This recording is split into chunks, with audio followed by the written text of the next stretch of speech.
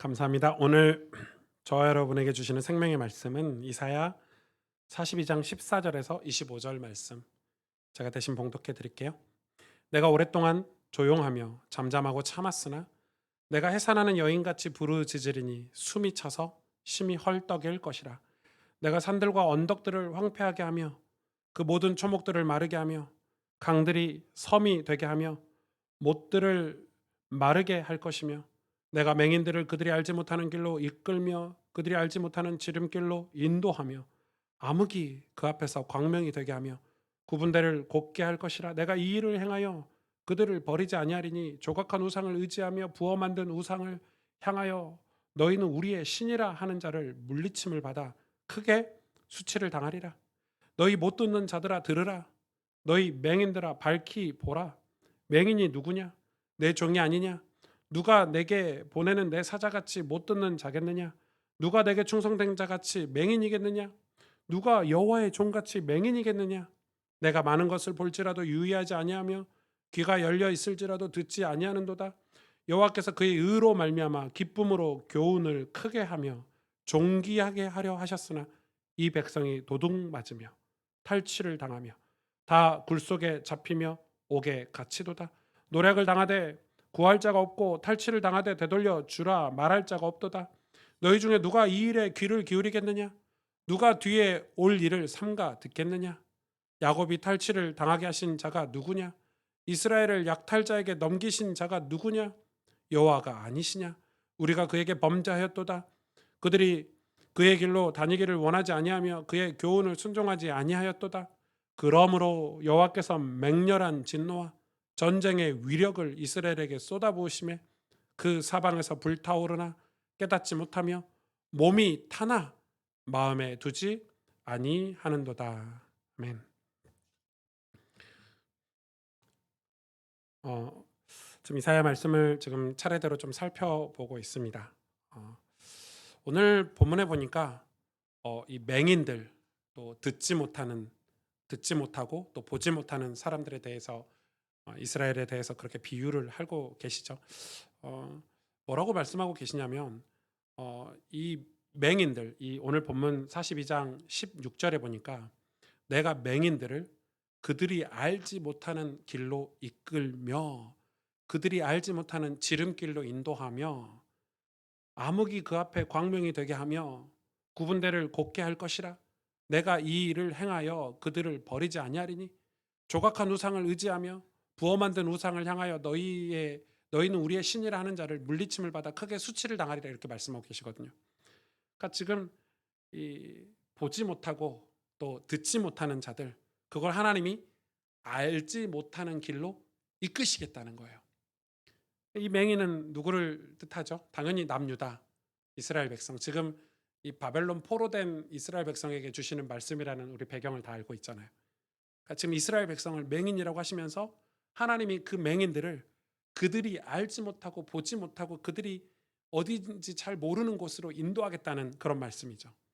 근데 그 일을 행하는 이유가 뭐냐면 내가 너희를 버리지 않기 위해서 내가 너희를 버리지 않기 위해서 그렇게 하겠다는 거예요. 그러니까 버리지 않기 위해서 하는데 그 이유가 또 하나 나오죠. 너희가 조각한 우상을 의지했고 그 우상을 보고 우리의 신이라고 한 것을 수치를 당하게 하겠다는 거예요. 왜냐하면 그 수치를 당해야 그 우상이 신이 아니란 걸 깨닫고 하나님을 믿기 때문에 이스라엘 백성을 제자리로 다시 여호와를 섬기는 신실한 백성의 자리로 인도하기 위해서 하나님은 그렇게 하시겠다는 거예요. 어, 여러분, 하나님은 당신의 영광을 뺏기지 않으시죠. 그래서 이 사람들이 보고 듣지 않는 사람에게 하나님 당신의 의를 맡기지 않는다는 거예요. 그게 시편 46편에 나와 있어요. 146편에. 146편에 3절에 보면은 귀인들을 의지하지 말며 도울 힘이 없는 인생도 의지하지 말지니 그의 호흡이 끊어지면 흙으로 돌아가서 그날에 그의 생각이 소멸하리로다. 인간이 연약하다는 거죠. 5절에 보니까 야곱의 하나님을 자기의 도움으로 삼으며 여호와 자기 하나님에게 자기의 소망을 두는 자는 복이 있도다. 왜냐하면 그 하나님이 어떤 분인가? 6절에 여호와는 천지와 바다를 그 중에 만물을 지으시며 영원히 진실함을 지키시며 억눌린 사람들을 위해 정의로 심판하시며 줄인 자들에게 먹을 것을 주시는 이시로다. 여호와께서는 갇힌 자들에게 자유를 주시는도다. 하나님은 정의로 심판하시는 주님이시죠. 정의로 심판을 안 하면 우리는 구원이라는 걸 받을 수가 없는 거예요. 심판이 없다면은. 8절에 모두가 다 망하는 거죠. 그래서 법이 있기 때문에 모두가 망하지 않는 거예요. 8절에 여호와께서 맹인들의 눈을 여시며 여호와께서 비굴한 자들을 일으키시며 여호와께서 의인들을 사랑하시며.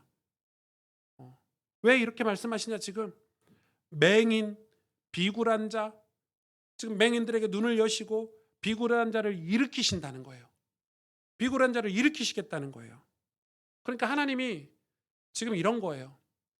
단순히 우리에게 좋은 거를 주시고 우리에게 잘해 주셔가지고 우리를 그냥 아유 오냐 오냐 괜찮아 잘하고 있어 이런 게 아니라 하나님 우리에게 심판주로 오셔서 하나님 우리에게 심판주로 오셔서 우리를 보게 하신다는 거예요.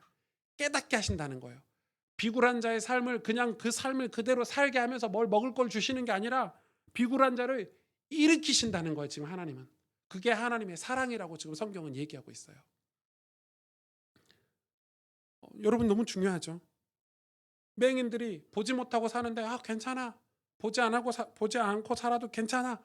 그렇게 살아도 너희 뭐 끄떡 없어. 이게 아니라 하나님 우리를 때려서라도 우리에게 전쟁을 일으키셔라도 우리를 포로로 끌고 가셔서라도 우리를 보게 하시겠다는 거예요. 그건 굉장히 중요하죠. 지금 저희 아들이 요즘 한글을 읽을 줄 아니까 큰아들이 한글을 배워가지고 옛날에는 아이스크림 가게 지나는데 뭐 무슨 가게 지나는데 속였단 말이에요. 이거는 아이스크림 가게가 아니야. 저기 문방구야. 뭐 이러면서 거짓말 해가지고 지나갔는데 이젠 다 읽을 줄 아는 거예요. 아빠 저기 뭐 판다. 그래가지고 지나갈 수가 없는 거예요. 여러분 글만 알아도 우리가 글만 읽어서 깨달아도 우리 삶이 많은 게 얻는 게 많아요. 그런데 무지하고 배우지 않으면 그렇게 살아야 돼요. 그런데 그걸 두고 뭐라고 얘기하냐면 그냥 그거를 두고 그냥 막 쏟아부어주고 도와주고 여러분 우리가 네팔에 지금 많은 재정을 투입하고 있어요. 그러나 우리는 그걸 재정을 투입하는 것에 끝나지 않을 거예요. 우리가 그들이 우리를 목사 삼고 우리를 교회 삼아서 아유 오승주 목사님 오셔서 말씀 전해주세요. 저는 그런 걸 해본 적이 없어요. 너네들이 스스로 일어나라. 너네들이 공부를 하고 너네들이 제대로 된 지도자가 되고 너네 나라를 살릴 수 있는 건 너네들이 하는 거야. 그게 우리나라에 왔던 초창기 선교사님들의 정책이었어. 그게 네비우스 정책이라는 건데 우리나라는 진짜 축복된 거예요. 그런 선교사님들이 오셔서. 그래서 우리나라를 두고 선교사님들이 여기서 정착한 선교사님이 안 계세요. 우리에게 학교를 세워주고 교육기관을 세워주고 병원 의사가 될 수 있는 길을 열어주고 우리 보고 의사가 되고 선생님이 되고 목사가 돼서 너희 나라를 깨우고 일으켜 세우라고 하는 선교사님들이 그래 너무 웃긴 거 아세요? 그렇게 세워진 우리 한국교회 목사님들은 필리핀이나 뭐 이런 나라 가서 왕처럼 살아요. 필리핀에 교단이 있잖아요. 교단이 교회들의 연합기관이 교단장들이 다 한국 목사님들이에요. 코미디하고 있죠. 우리 한국 목사님들 선교사님들 회개하셔야 돼요. 왜 필리핀의 교단에 필리핀 교회 교단의 총회장이 다 한국 목사님입니까? 그러니까 우리는 그렇게 은혜를 받아놓고 그래 필리핀 사람들은 선교사님들이 전부 돈으로 선교해요. 그러니까 필리핀 사람들이 자기 나라 자기 민족을 두고 공부하고 도전하고 깨어서 내가 이 교회를 목회하고 내가 선생님이 되고 내가 의사가 돼서 이게 정상이잖아요. 무지한 거죠. 하나님의 방법은 우리를 일으켜 세우시는 거예요. 비굴한 상태로 살지 않게 하시는 거예요. 저는 요즘 인터넷이든 미디어든 이런 게 엄청 발전했잖아요. 진짜 많이 발전했거든요. 이게 얼마나 발전했냐면 솔직히 말해서 핸드폰 하나만 있으면 돼요. 솔직히 아이패드도 필요 없어. 이거는 이제 뭔가 하려고 필요하지. 모든 정보를 요즘 뭐 네이버뿐만 아니라 뭐 쿠팡 뭐 뭐든 어디서든지 모든 정보를 얻을 수 있는 시스템들이 발전이 되고 있죠. IT 산업이 황금기를 맞았어요. 그러니까 핸드폰 하나만 있어도 전혀 불편함이 없이 살아갈 수 있는 시대가 됐어요. 그래서 이런 미디어나 이런 인터넷이 발전했기 때문에 많이 안다고 생각하는 거예요. 그걸 자기 지식 삼아서 살아가는 거예요. 그런데 다 직접 만나서 물어보면 정확히 알지 못해요. 어디서 다 주워 들은 거예요. 인터넷 같은데 유튜브 같은 데서 들은 지식을 마치 전문 지식인 것처럼 자기 지식 삼고 살아가는 거예요. 알고 보면 정확한 정보나 대충 아는 것들이 정확한 정보가 아니고. 그래서 그렇게 대충 알고 그걸 자기 지식으로 삼아가니까 뭐가 힘들죠? 진리를 전해주기가 힘든 시대가 됐어요. 진리를 전해주면 다 아는 척해요. 다 안다고 생각해요. 다 그거를 다 듣고 싶지 않아 해요. 그래서 진리를 전하기가 너무 힘든 시대가 됐어요. 여러분, 그런데 이렇게 어디서 대충 들은 걸 자기 지식으로 삼아가는 그런 사람들이 제일 무서운 거 아시죠? 그 자기 확신, 틀린 확신을 가지고 살아가는 사람이 제일 무서워요. 문제는 신앙에 있어서예요. 신앙에 있어서 이런 무지한 것, 영적인 무지, 영적으로 지능이 떨어지는 것은 그 결과가 참담하다는 거예요. 세상이야 그거에 대한 어떤 책임을 가지고 살겠지만 참담하다는 거예요. 여러분, 세상도 배우지 못하면, 공부하지 않으면, 기술을 연마하지 않으면 그 상태로 살아가야 돼요. 그런데 신앙은 영적으로 무지한 상태에서 자기 그릇된 지식을 가지고 자기 확신을 가지고 살아가면 그 결과가 참담해요. 왜? 그 결과가 구원이기 때문에. 영생이기 때문에. 중세 이 카톨릭 교회를 공부하다 보면 제가 좀 의문이 들어요. 아니, 그들이 면죄부를 팔고 어떤 잘못된 교리로 고행을 시켰잖아요. 뭐 고행을 시켰어요. 뭐 고해성사라든지 계단을 무릎으로 기어 올라간다든지 뭐 허벅지에 철사를 감아가지고 철사에 뾰족뾰족한 침을 걸어서요. 그래 나쁜 생각을 하면 그걸 잡아당겨가지고 자극을 주게 한다든지 뭐 이런 정말 비성경적인 게 아니라 반성경적인 것들을, 특히 면죄부 같은 거는 너희 면죄부를 다 팔았어요. 말 그대로 죄를 면해주는 증서예요. 너희 죄가 사해졌다는 증서인데 이거를 판매를 다 하고 더 팔아야 되는데 이미 다 샀기 때문에 성도들이 더 팔기 위해서 얘네들이, 이 사제들이 머리를 아이디어를 낸 게, 뒤에서 회의를 한 게 뭐예요? 부모님들을 이용하자. 부모님들이 아직 천국과 지옥에 가지 않고 연옥에 있다고 거짓말을 쳐가지고 죽었는데 아직 영원히 너희들이 아직 자식들이 면죄부를 사주지 않아가지고 어디로 갈지 모르고 지금 떠돌아다니고 있다, 이런 식으로 사기를 치는. 그런데 이 성도들이 얼마나 무지했냐면 얼마나 설교를 감동 있게 했겠어요. 얼마나 감동 있게 그 메시지를 전했겠어요. 하나님이 너희를 사랑하셔서 우리에게 면죄부를 주셨다 이랬으면서 얼마나 얘기를 많이 했겠어요. 줄 서서 샀거든요, 면죄부를. 빚내서 사고. 그런데 그 뒤에 정치적인 내용들은 모르잖아요. 왜 면죄부를 팔아서 많은 헌금을 걷어들이려고 했는지는 모르잖아요. 역사는 알죠. 왜? 그 당시에 중세 때는 교황과 이 왕들과 황제들, 뭐 스페인이든지 뭐 이탈리아든지 프랑스든지 독일의 황제들과 이 대립 관계였어요. 어떤 시대 때는 황제가 위에 있었고, 그래 또 어떤 시대 때는 교황이 위에 있었고, 얼마나 많은 종교 전쟁이 있었는지 몰라요.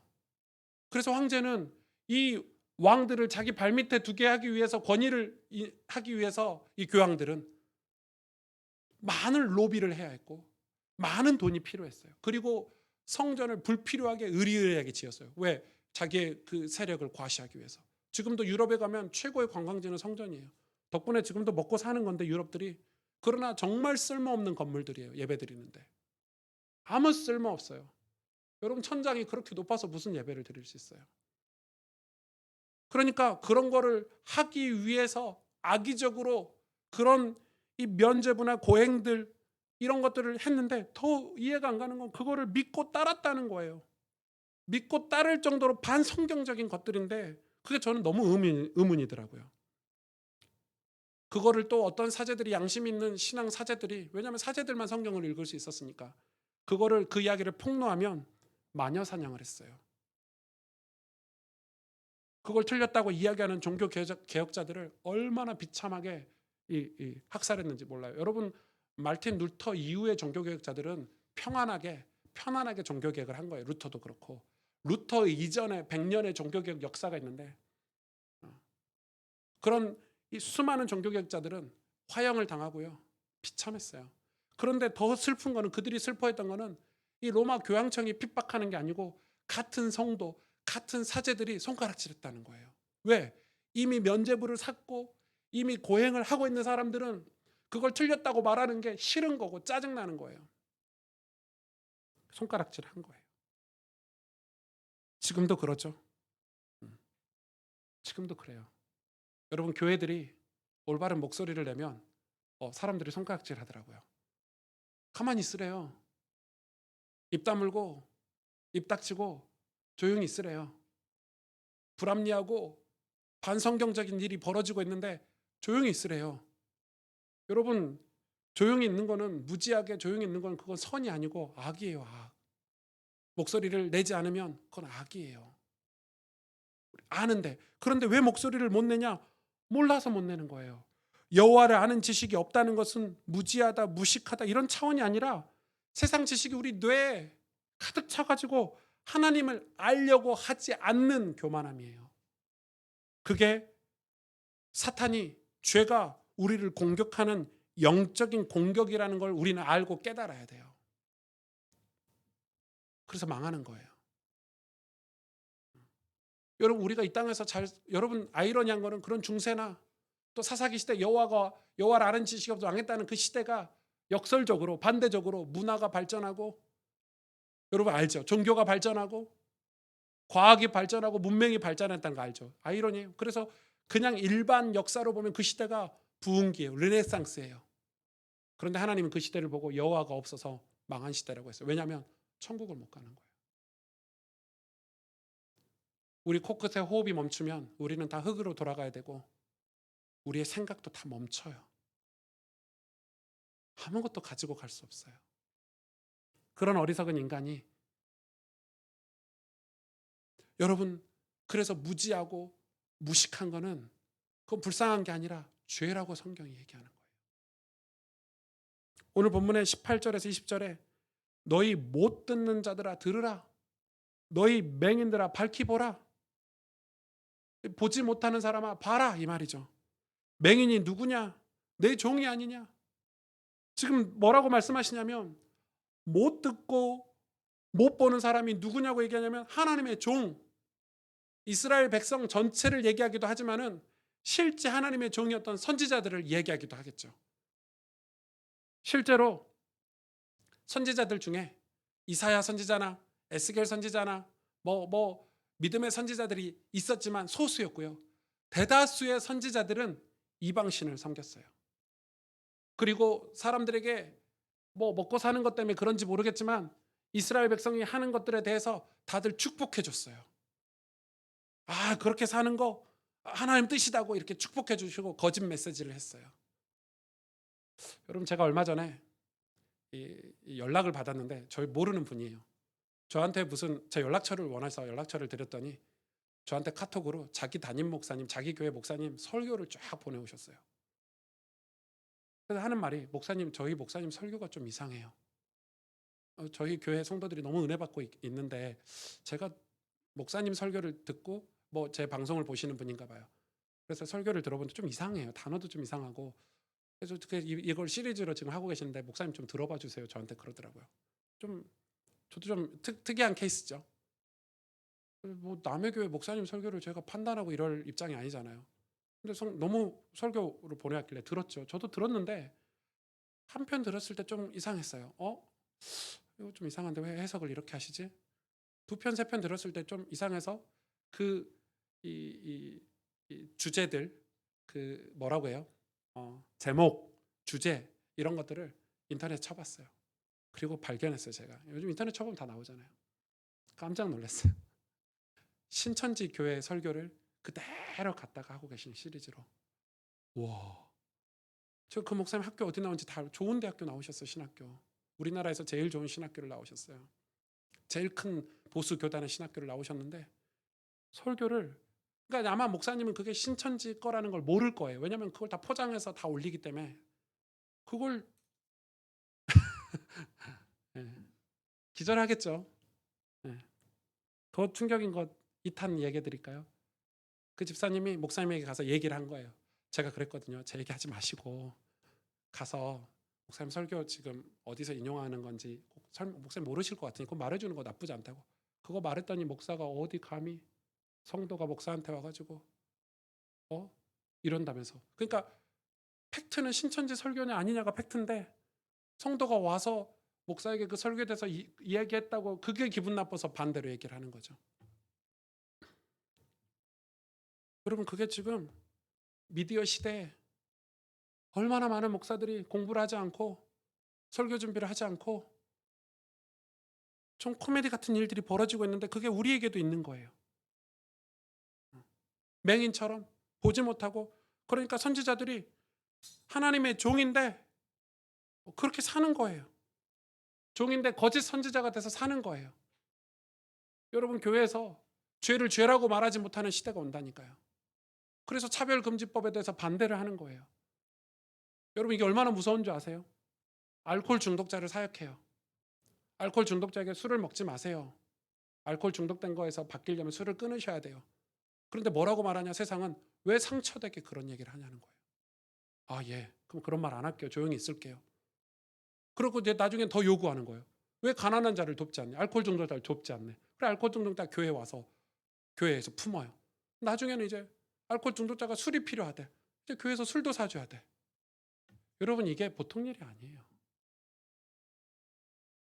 이런 일들이 벌어지고 있는 거예요 앞으로.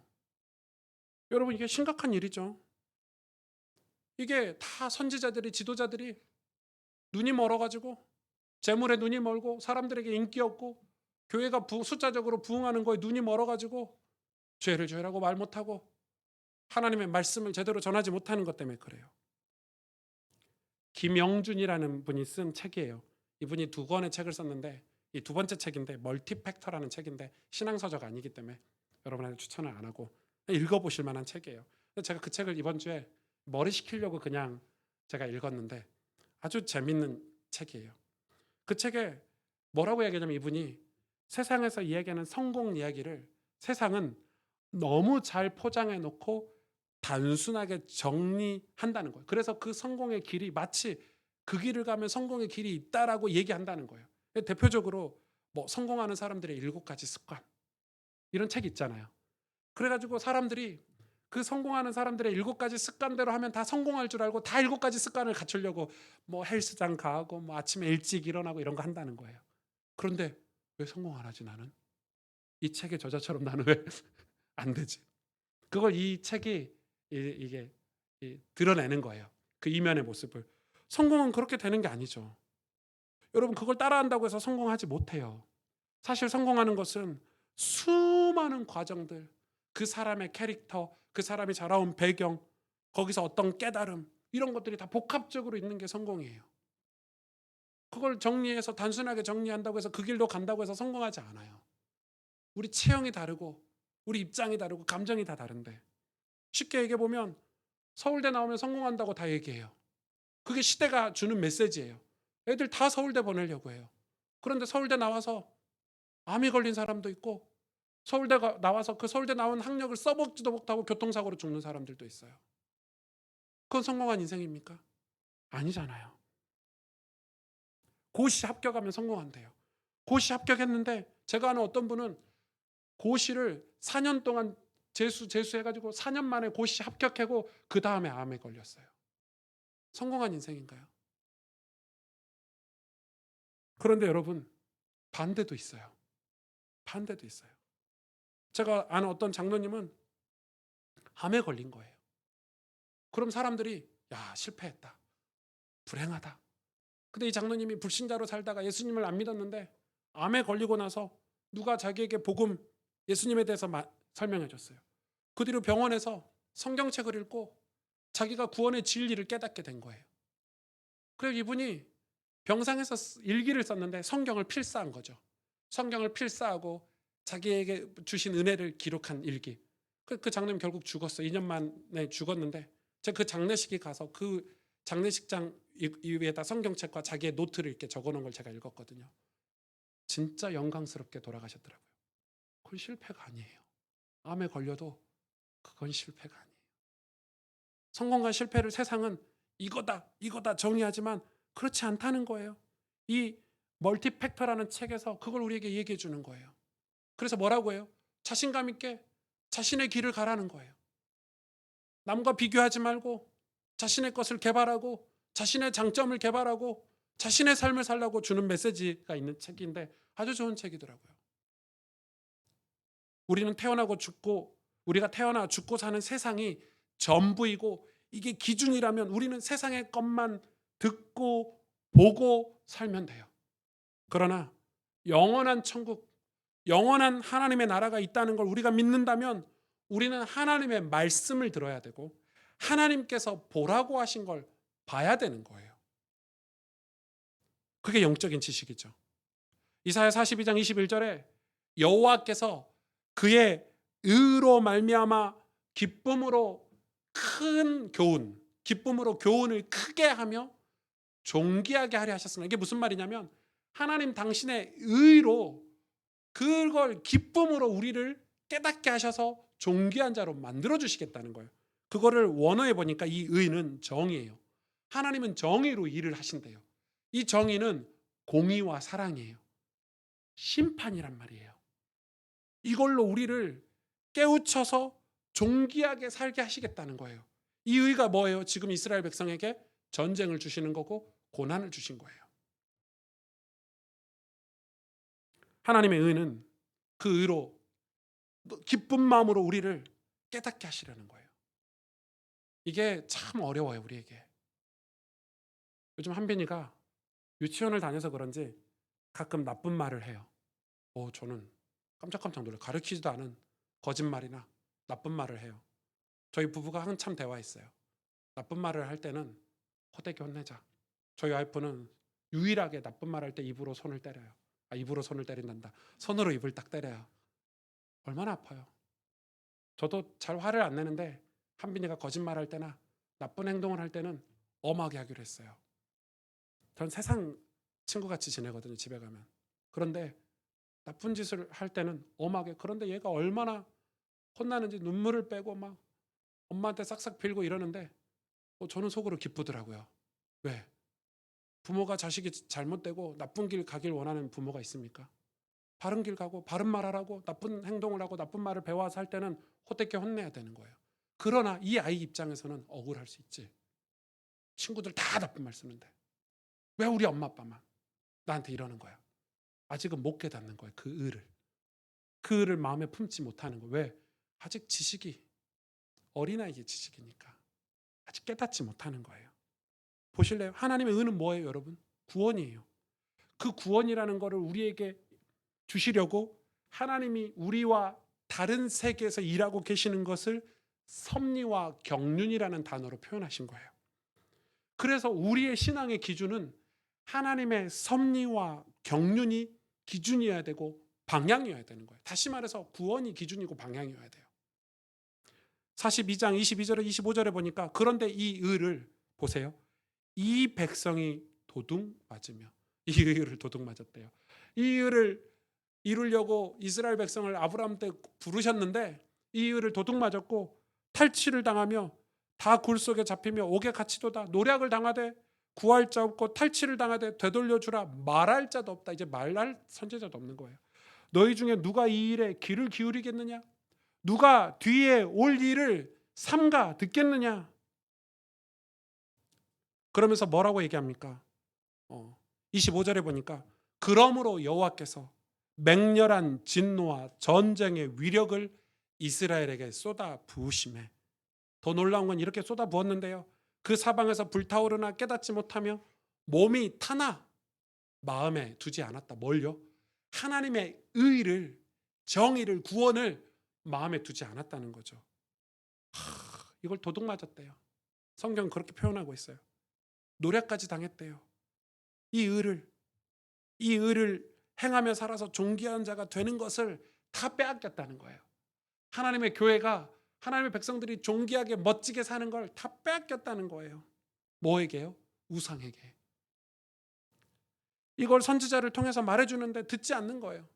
이제는 그 선지자를 죽이고 말하는 사람을 말 못하게 했어요, 이스라엘이. 실제죠. 오죽하면 에스겔 선지자나 수많은 선지자들이 이 말을 못하게 하니까 퍼포먼스를 했잖아요. 장례 치르는 퍼포먼스를 하고 옷을 다 벗고 다니는 퍼포먼스를 하고. 왜 이런 퍼포먼스를 했냐면 이스라엘 사람들이 말로 외쳤는데 도무지 듣질 않으니까 나중에 그 퍼포먼스 하는 선지자들을 옥에 다 가뒀어요. 그래놓고 거짓 선지자들을 세워가지고 자기를 옹호해주고 이스라엘을 옹호해주고 죄 짓는 걸 옹호해주는 수많은 목회자들을 지네들이 만들어냈어요. 세상이 살만해서, 세상에 취해서, 세상 것으로 뇌가 가득 차서 이 선지자들이 하는 말이 듣기 싫어서 선지자들을 가두고 죽여서 이제는 전할 사람도 없어진 거예요. 여러분 지금도 그렇죠. 지금도 경건을, 지금 시대가 어느 시대인데 경건을 얘기하냐면서, 지금 시대가 어느 시대인데 율법을 얘기하냐면서, 성경을 얘기하냐면서, 지금 시대가 어느 시대인데 내세를 얘기하냐면서, 시대마다 사탄은, 죄는 그걸 듣기 싫어하게 만들어서 미워하게 만들고 손가락질하게 만들어요. 그래서 교회는 항상 세상의 미움을 받는 곳이에요. 그런데 교회가 세상의 미움을 안 받고 세상에서 칭찬을 받고 세상과 하나 되어서 간다면 그 교회는 의심해 봐야 되겠죠. 세상이 교회를 좋아하면 그건 이상한 게 아닌가, 그렇게 생각이 들어요. 그래서 하나님은 맹렬한 진노와 전쟁의 위력을 이스라엘에 쏟아부으셨대요. 여러분 이스라엘처럼 전쟁 많이 겪은 나라가 없죠. 얼마나 많은 전쟁을 치렀어요. 너무 아이러니한 거는 그들이 동경하고 좋아하던 나라들과 다 전쟁을 치렀어요. 아수르, 애굽, 구스, 자기들이 동경하던 나라, 바벨론, 자기들이 좋아하는 나라들이 쳐들어와 가지고 침략했단 말이에요. 여러분 세상을 좋아하는데 세상이 여러분을 구원 못 받게 하는 거예요. 여러분이 좋아하는 그게 하나님을 만나지 못하게 한다니까요. 여러분 전쟁이 얼마나 끔찍해요. 사방이 불타는 거예요. 정말 저주잖아요. 전쟁은 끔찍해요.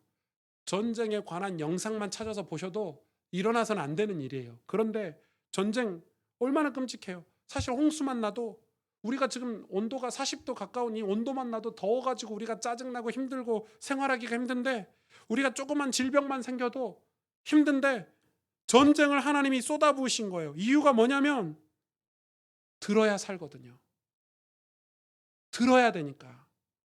그런데 남유다가 얼마나 악했냐면 전쟁으로 자기 몸이 타는데도, 불길에 휩싸였는데도 하나님의 말씀을, 그 의의 말씀을 마음에 두지 않았대요. 그게 죄의 위력이에요, 여러분. 그런데 이걸 들어야 살겠거든요. 타락해서 목회자들이 말도 안 하고 교회들이 깨어서 말해야 되는데 교회들이 깨어서 말을 하지 않으니까 듣는 사람도 없고.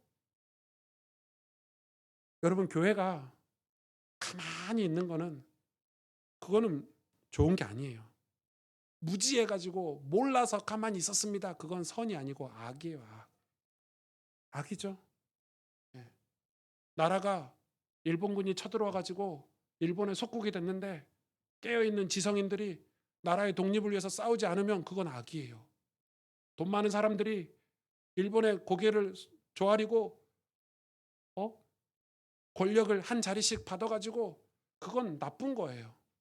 그래서 임시정부를 세우고 외교활동을 펼치고 독립을 위해서 싸웠던 수많은 각자의 역할들이 다 귀하고 귀한 거예요.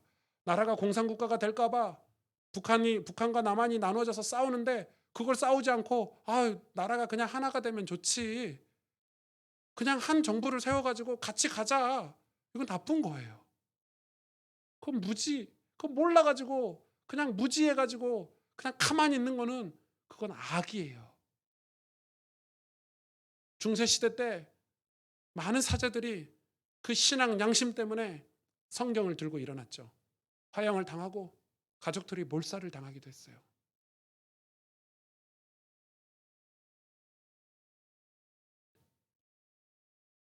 말하는 사람이 없으면 듣는 사람도 없는 거예요. 들어야 살아요. 그래서 복음이라는 거는 깨어있는 기독교 지성인이 되게 하는 거예요. 복음은 깨어있는 기독교 지성인이 되게 하는 거예요. 여러분 복음이라는 것 자체가, 예수 그리스도를 우리가 만나고 예수님을 아는 것 자체가 우리를 이제는 듣게 만들고 보게 만드는 거예요.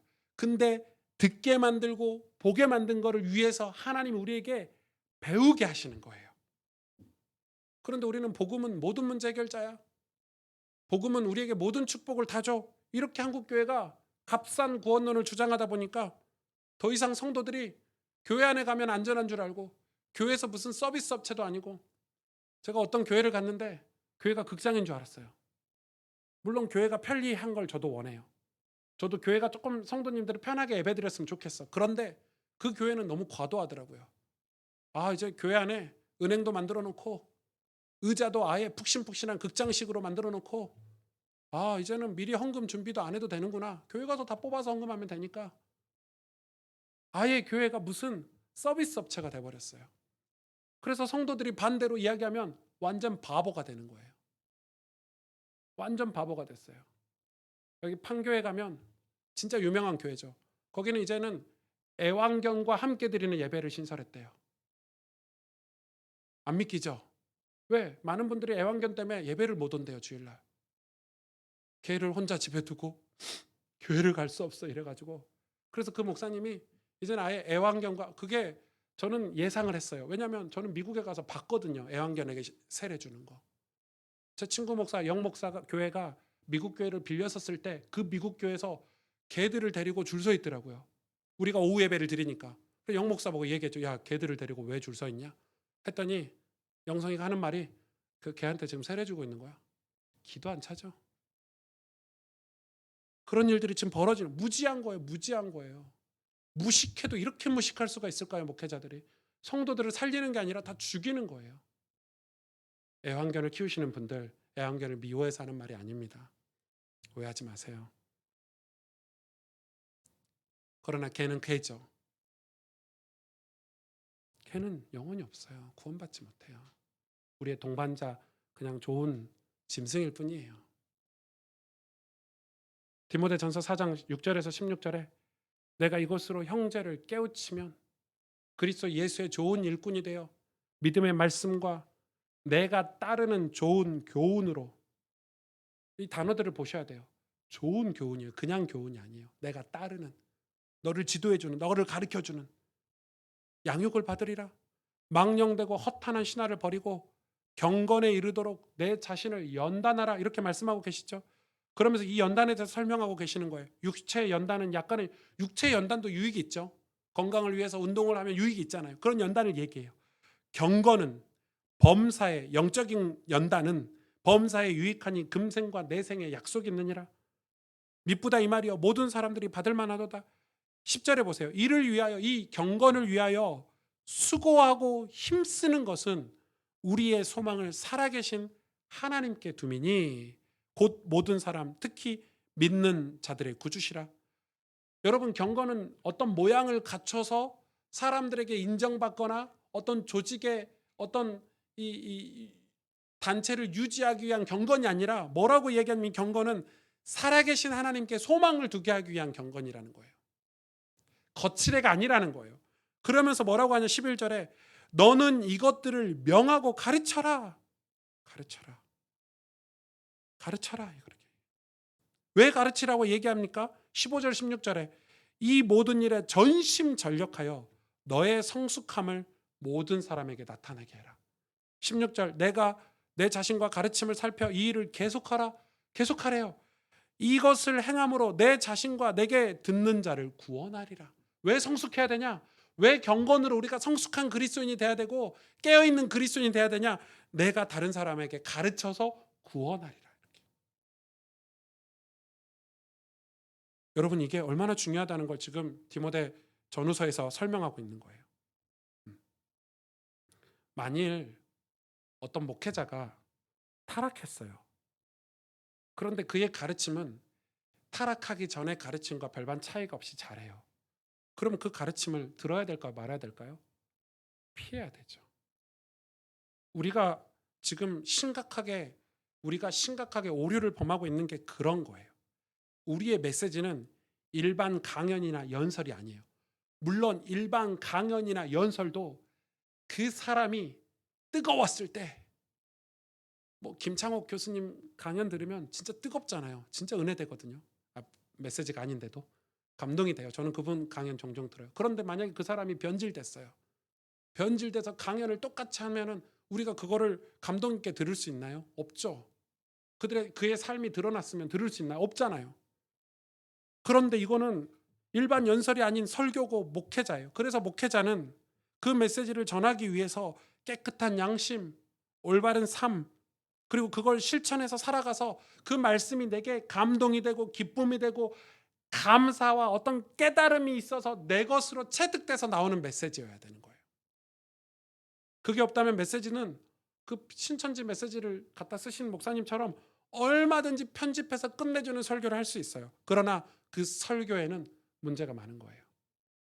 그래서 우리 교회 교육자들도 그렇고 우리 가르치는 분들은 늘 항상 배움이라는 게 있어야 돼요. 목회자는 교만할 틈이 없고 또 낙심할 틈도 없어요. 목회자가 변질됐다는 것은 살아계신 하나님께 소망이 끊어졌다는 거예요. 구약의 거짓 선지자들처럼 돈에 매수됐거나 세상 권력에 매수가 됐다는 거예요. 우리 개인들도 마찬가지예요. 신앙은 멈춤이라는 게 없어요. 어떻게 신앙이 멈출 수 있어요, 여러분? 신앙은 내 영혼이 하나님께 소망을 두는 건데 여호와 하나님을 나의 의지 삼고 내가 의지할 분으로 삼고 사는 게 신앙인데 그게 어떻게 스탑이 될 수 있냔 말이에요. 교만하고 오만하기 때문에 더 이상 하나님이 필요 없어 하기 때문에 멈춤이 되는 거겠죠. 디모데전서 6장 11절에서 16절에 오직 너 하나님의 사람아 이것들을 피하고 그 껍데기 같은 신앙을 피하고 의와 경건과 믿음과 사랑과 인내와 온유를 따르며 뭐라고 합니까? 12절에 믿음의 선한 싸움을 싸우라. 왜 믿음의 선한 싸움을 싸우라고 하냐면 그게 영생을 취하는 거다. 자, 정확하게 확인하고 넘어갑시다, 여러분. 영생을 미리 주는 게 아니고 믿음의 선한 싸움을 싸워서 영생을 취하라고 얘기하고 있죠. 이를 위하여 네가 부르심을 받았다. 이를 위하여 많은 증인 앞에 선한 증언을 너희가 하였다. 이렇게 얘기하고 있어요. 이유는 뭡니까? 14절에 우리 주 예수 그리스도께서 나타나실 때 흠도 없고 책망받을 것도 없이 이 명령을 지키라. 이유가 뭐냐면 15절에 기약이 이르면 때가 차면 하나님이 그의 나타나심을 보이리니 하나님은 복되시고 유일하신 주권자이시며 만왕의 왕이시며 만유의 주시요 오직 그에게만 죽지 아니함이 있고 가까이 가지 못할 빛이 있다. 여러분 우리가 이 땅에서의 삶이 전부라면 이 말씀을 들을 필요도 없고 이 말씀을 믿을 필요도 없지만 우리에겐 반드시 내세가 있기 때문에 우리가 코끝에 호흡이 멈추면 우리 몸은 다 흙으로 돌아가잖아요. 우리의 생각은 스탑이 돼요. 우리가 가지고 있는 거, 우리가 이루었던 거 아무 쓸모없게 돼요. 그때는 우리는 다 심판대 앞에 서게 돼 있어요.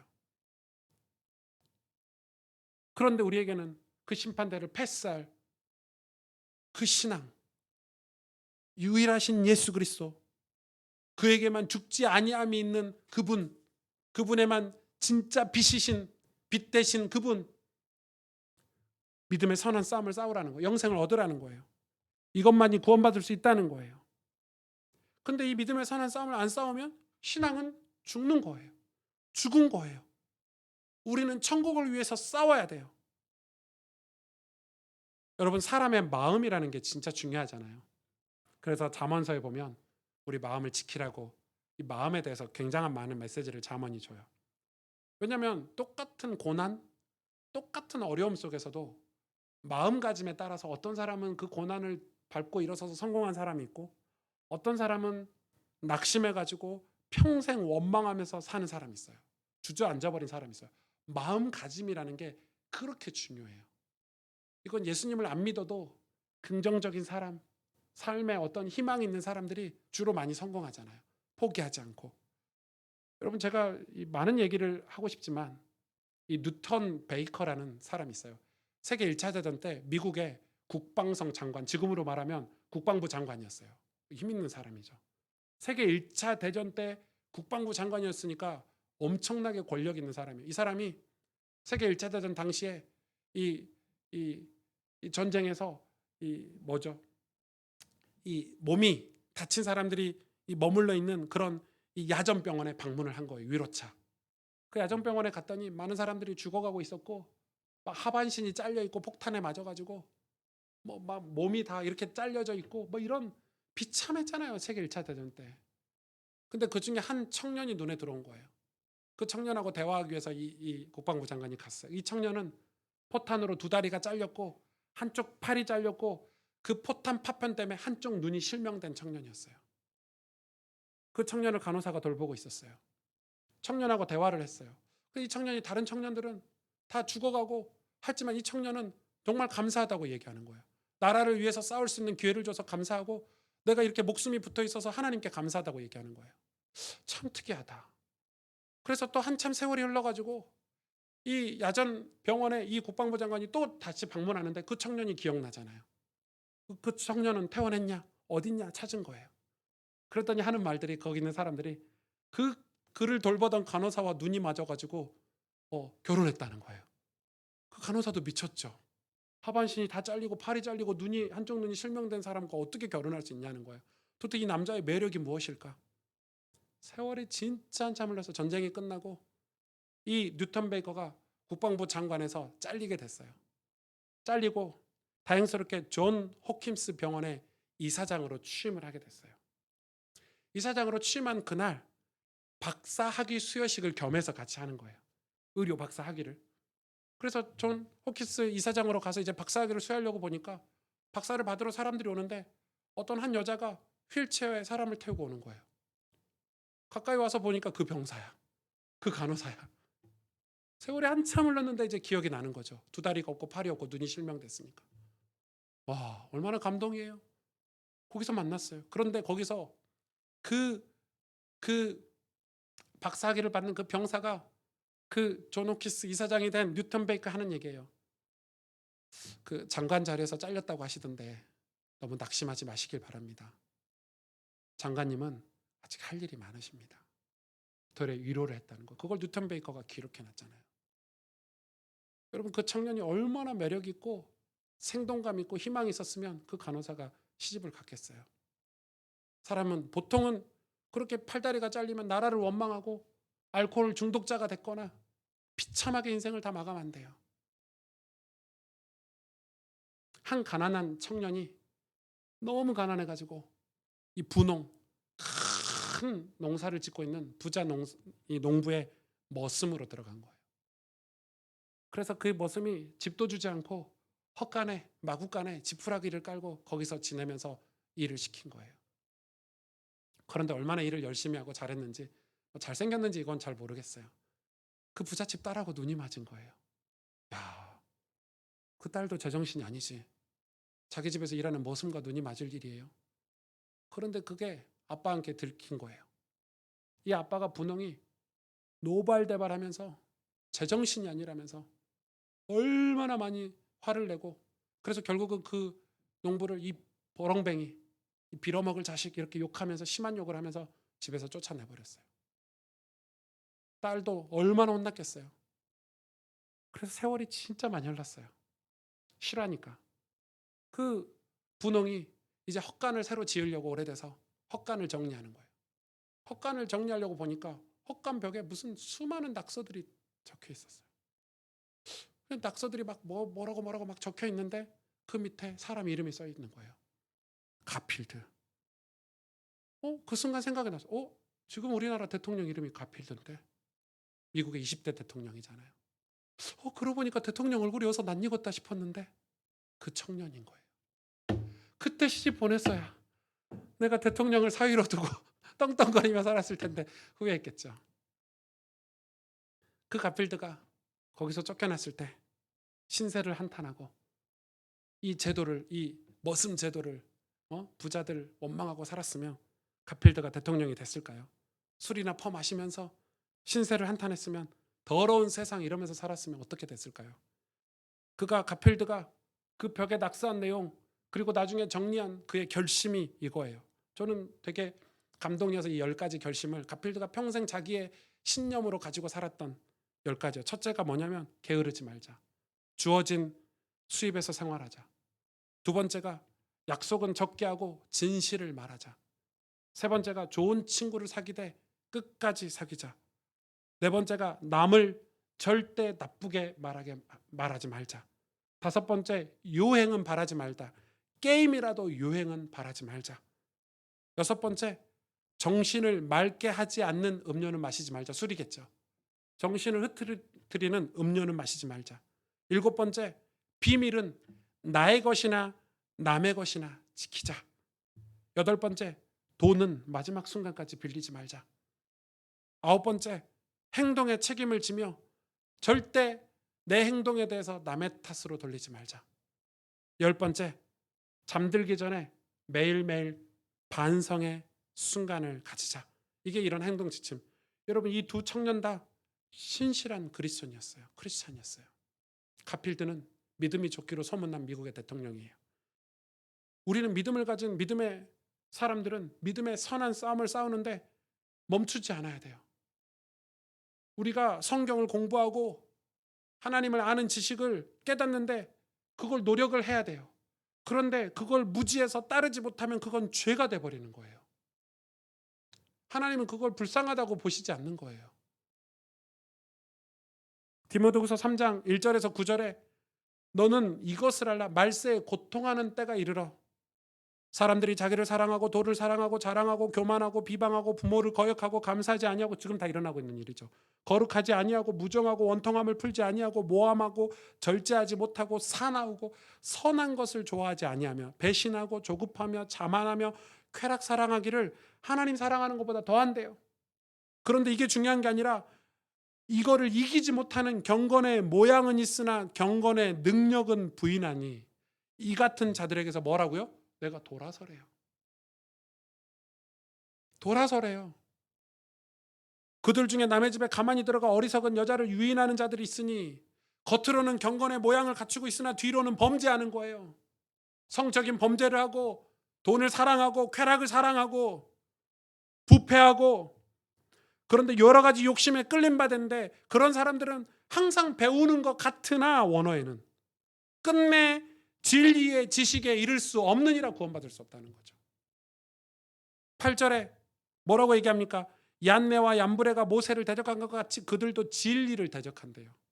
왜냐하면 경건의 모양만 갖고 있는 사람은 진리, 진짜를 가지고 있는 사람을 대적하는 거예요. 왜냐하면 그들의 마음이 부패했고 믿음에 관하여 8절에 버림받은 자들이라 이렇게 얘기하고 있는 거예요. 버림받은 자들이래요. 어리석다는 거예요. 여러분, 경건의 모양으로는 이런 시대를, 말세에 고통하는 때를 이길 수 없다는 메시지이기도 하지만은 그 경건의 모양만 가리키는 것에서 돌이키라는 거예요. 그런 교회들, 그런 목회자들, 진리의 지식에 이르지 못한다는 것은 누가 책임질 겁니까, 여러분? 그래서 우리에게 필요한 건 뭐냐? 경건의 능력이 필요한 거예요. 능력을 부인해서는 안 되는 거예요. 교회를 다 같이 다니는데, 예수님 다 같이 믿는데, 성경책 읽는데 능력을 부인하고 예수님을 부인한다. 세상에서는 그런 사람들이 합리적이고 똑똑하고, 야, 저 사람들 진짜 크리스찬인데 말 통하네, 이럴지 모르지만 믿음에 관해서는 버림받은 자라고 성경은 경고하고 있는 거예요. 어리석다고 얘기하고 있죠. 디모데후서 3장 14절 17절에 그러나 너는 배우고 확실한 일에 거하라. 뭘 배우고 확실한 일에 거하라고 얘기합니까? 이게 능력이죠. 여러분, 배우지 않으면 확신할 수가 없어요. 저희 어머니는 한글을 모르고 돌아가셔서 평생 원통하셨어요. 일하신다고 한글 배울 시간이 없으셨어요. 그래서 진짜 답답해하셨어요. 그래서 성경도 오디오로 듣기만 하셨고 읽지 못하셨어요. 여러분, 우리가 배우지 않으면 답답하게 살아야 돼요. 한글을 배우지 않고 우리가 어떤 전문 지식을 배우지 않으면 답답하게 살아야 돼요. 기업에 직장에 가는데 대학에서 지식을 배워서 직장을 가요. 그런데 그걸 이제 체득한다 그러잖아요. 그 기술을, 전문 기술이나 전문 분야를 체득하는 과정을 성실하게 하지 않으면 평생 사원으로 살아야 돼. 지도자나 리더나 어떤 윗자리로 가기 위해서는 그 전문 지식을 체득해서 완전히 확신을 가지고 있어야 이거를 다른 사람에게 가르칠 수 있는 거예요. 다른 사람에게 가르칠 수 있어야 뭐 과장도 되고 상무도 되고 사장도 되고 할 수 있는 거예요. 이해하기 쉽게. 근데 그 지식을 내가 체득하지 않으면 내 것이 아니기 때문에 불확실하게 살아가야 돼요, 인생을. 절대 성공할 수 없겠죠. 전문 지식을. 여러분, 그건 굉장히 중요해요. 이건 대학을 가라는 말이 아니에요. 아니, 바다의 어부가 되더라도 바다에서 고기 잡는 법을 내 것으로 전문 지식을 가지고 있는 사람은 물고기를 많이 잡고 또 성공하겠죠. 그런 사람을 서로 데려가려고 하겠죠. 배우지 않으면 확실한 일에 거할 수가 없어요. 그런데 뭐라고 얘기하냐 14절에 내가 누구에게서 배운 것을 알면, 이게 중요한 거예요. 거짓 선지자에게 배우지 말라는 거예요. 내가 누구에게서 배운 것을 알며 15절에 보세요. 그 내용이 뭐예요? 어려서부터 성경을 알았나니. 성경은 능히 너로 하여금 그리스도 예수 안에 있는 믿음으로 말미암아 구원에 이르는 뭐가 있다고요? 지혜가 있게 한다는 거예요. 그러면서 17절에 16절에 모든 성경은 하나님의 감동으로 됐대요. 교훈과 책망과 의와 바르게 함과 의로 교육하기 유익하니 이는 하나님의 사람으로 온전하게 한대요. 그 온전이 무엇이나 모든 선한 일을 행할 능력을 갖추게 한대요. 뭐가요? 경건의 능력이. 배우고 확실한 일에 거하는 것이, 그걸 듣게 하고 보게 하기 때문에, 듣고 봤기 때문에 사람들이 하는 얘기에 속지 않는 거예요. 여러분, 왜 우상을 섬깁니까? 보지 못해서 그래요. 우상 섬기는 거에 비참한 최후를. 역사적으로 공부만 해도 우상을 섬길 수 않아요. 왜 남의 얘기를 하고 남을 험담합니까? 그 결과가 얼마나 비참하다는 걸 몰라서 그러는 거예요. 성경을 읽지 않아서 그러는 거죠. 그래서 우리는, 하나님이 우리 손에, 여러분, 우리를 예수님의 말씀을 듣도록, 예수님의 관한 말씀을 듣도록, 천국을 보도록 주신 게 성경이에요. 그런데 어찌 성경을 우리가 읽지 않을 수 있습니까? 어찌 성경을 공부하지 않을 수 있고 어찌 성경을 묵상하지 않을 수 있습니까? 말이 됩니까? 성경을 안 읽는 신앙생활이라는 게. 여러분, 오늘 제 설교를 듣고도 성경을 안 읽는다면 그건 여러분의 책임입니다. 그게 얼마나 무지한 일이고 죄라는 걸 아셔야 됩니다. 성경을 읽지 않는 게. 이렇게 어리석은 자가 되면 안 되는 거예요. 껍데기만 기독교인이 되면 안 되는 거예요. 껍데기만 기독교인이 돼버렸어요. 지금 코로나 시대 때 저는 여러 가지를 생각하고 있어요. 물론 코로나로 인해서 우리가 예배를 못 드리게 하는 게 불합리하다. 지금 4단계가 다른 데는 막 극장도 다 오픈하고 뮤지컬도 오픈하고 식당도 다 오픈하는데 교회는 왜 오픈을 안 해주냐? 이래가지고 예배를 회복하자고 싸우고 있고, 저도 그걸 지지해요. 제가 봐도 상식선에서는 불합리해요. 그러나 하나님이 전쟁을 우리에게 쏟아부으신 이유는 본질적으로 그게 아니라고 저는 생각해요. 솔직히 우리가 그동안에 주일 예배 안 드렸습니까? 교회에서 성전 건축하고 헌금하면서 주일 1부 예배, 2부 예배, 3부 예배, 4부 예배, 금요 예배, 수요 예배, 새벽 예배 안 드렸냔 말입니까? 다 드렸어요. 그런데 경건의 능력이 사라지는 시대를 살고 있잖아요. 우리가 누구를 만나서 진리에 관해서 도전해 줬을 때 그 진리에 관해서 설명해 주고 성숙한 신앙이 되고 선한 일을 하는 능력을 갖춰서 그들에게 살아계신 하나님의 말씀을 전해주는 삶을 살지 못했잖아요. 은밀한 곳에서 죄를 짓고 목회자들이 뒤에 모여가지고 술을 마시고 이상한 짓을 하고, 그래도 우리는 말 한마디 못했잖아요.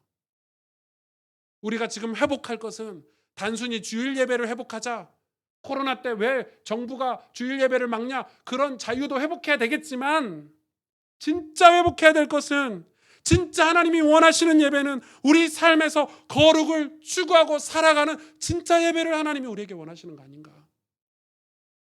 그런 경건의 능력이 사라져가지고 이 말세 때, 이런 시대 때 살아갈 능력이 없게 만드는 참된 리얼 크리스찬이 없는 시대, 기독교 지성인이 사라지는 시대, 목숨 걸고 예배를 위해서, 교회를 위해서, 신앙을 위해서 싸울 수 있는 힘이 없고 능력이 없는 시대를 우리가 한탄해야 된다는 거예요. 우리가 지금 싸워야 될 것은, 그래서 회복해야 될 것은 오래 걸리는 싸움이라고 저는 생각해요. 우리가 회복해야 될 예배는 주일 1부 예배, 2부 예배를 회복해야 될 게 아니고 우리 삶에서 예배예요.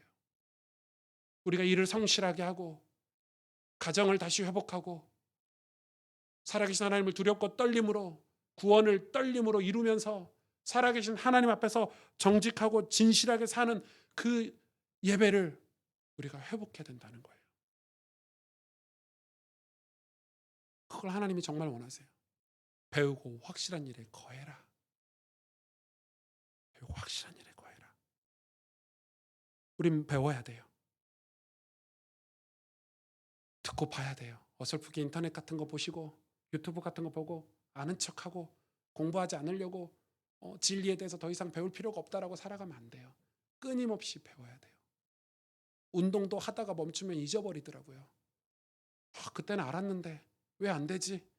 왜? 멈춰버린 거 연습을.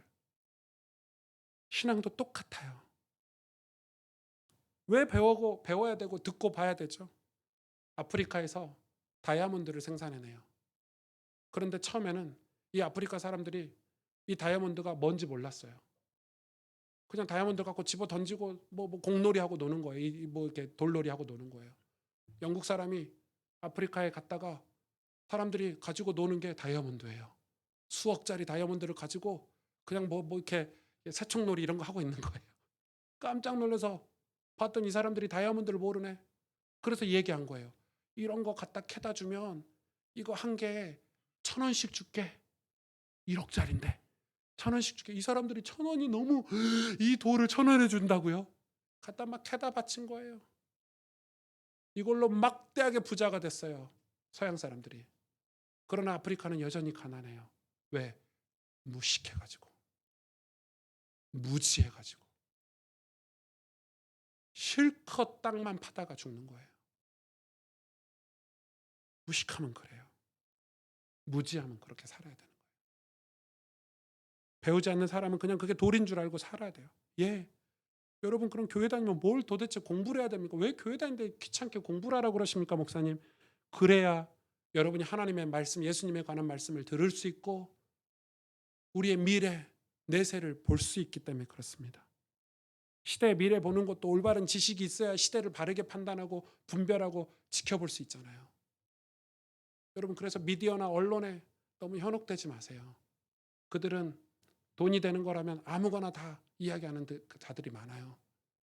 팩트를 확인하는 습관을 길러야 되고 이게 사실인지 공부해서 사실을 믿어야 되는 습관을 길러야 되는 게 선진국의 시민들이에요. 백성들이에요. 안 그러면 우리도 뭐 우리나라 정치인들이 선거철만 되면 다 거짓말 하잖아요. 지금 시작했죠. 거짓말. 네. 그것도 믿어가지고 우야 저분이 공약한 대로 될 것 같아 해가지고 다 투표 몰아줘가지고 물론 몰아줄 사람이 없으니까. 이번에 뭐 어떤 정치인은 누군지 모르겠지만 뭐 청년들한테 1년에 200만 원씩 전 국민에게 100만 원씩 준대요. 제가 계산해 봤어요. 그럼 한 달에 한 8만 원에서 9만 원 정도 받는 건데 우리 삶이 나아지나? 그 돈이 한 사람한테 줄 때는 얼마 아니지만 어마어마한 돈이에요. 그렇게 해서 망한 나라가 남미예요. 베네수엘라, 쿠바. 이런 쿠바, 베네수엘라 비참합니다, 여러분. 여러분, 하나님의 방법은 뭐예요? 우리를 가르쳐서 일으켜 세워서 존귀한 자가 되게 하겠다는 거예요. 여러분, 하나님의 사람들을, 젊은 청년들을 야 열심히 일하지 마. 너네 진짜 불쌍하네. 너네 진짜 힘들게 고생하네. 우리가 돈 줄게.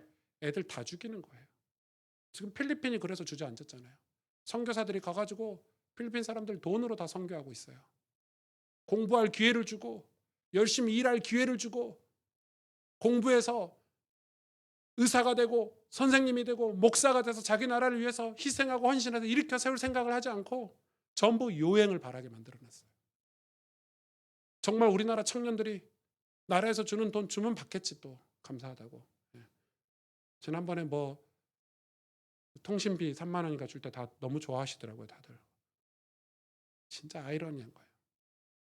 그게 나쁘다고만 얘기하진 않아요. 진짜 3만 원이 없어서 100만 원이 없어서 가난한 사람을 도와야 돼요. 그건 선택적으로 도와야 된다고 생각해요. 우리도 지금 네팔을 돕고 있잖아요. 진짜 우리도 가난한 우리 서초구청을 통해서 우리 부모가 없는 자녀들 우리가 20만 원, 30만 원씩 지금 우리 비브리지가 지원하고 있잖아요.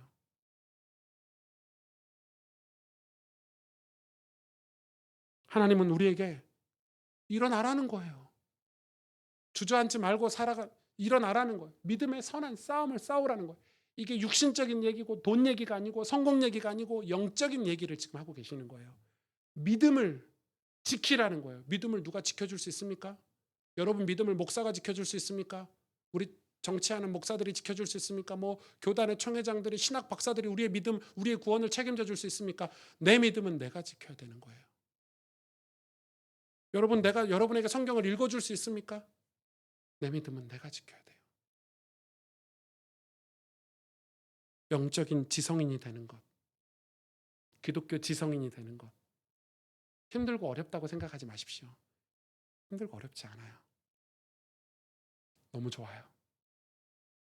너무 행복하고 좋아요. 우리가 한글을 깨우칠 때 한글 공부도 너무 힘들지만 한글을 알고 글씨를 읽을 때 기분이 좋잖아요.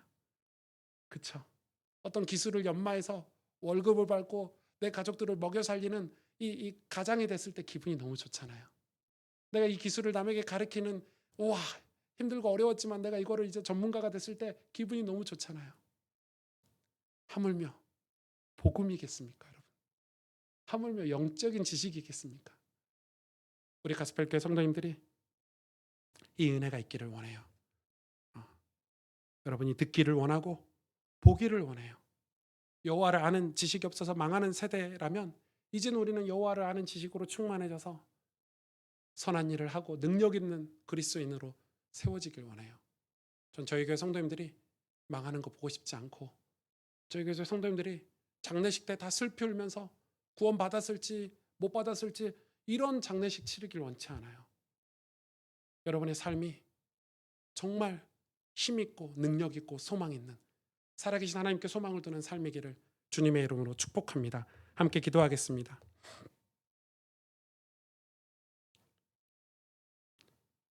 우리의 교만은 우리의 뇌가, 우리의 마음이 세상 지식으로 가득 차서 여호와를 아는 지식이 없는 것임을 깨닫습니다.